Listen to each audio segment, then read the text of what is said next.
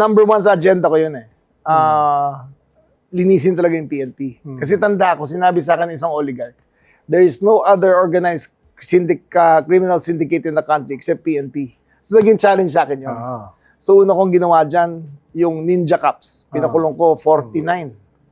Tapos yung KFR, dinismantle ko talaga. Yung Cotton Cops, dinismantle ko talaga.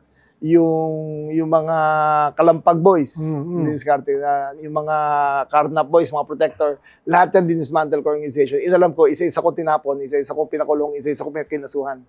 Another major factor there yung Napolcom, which I am the head of.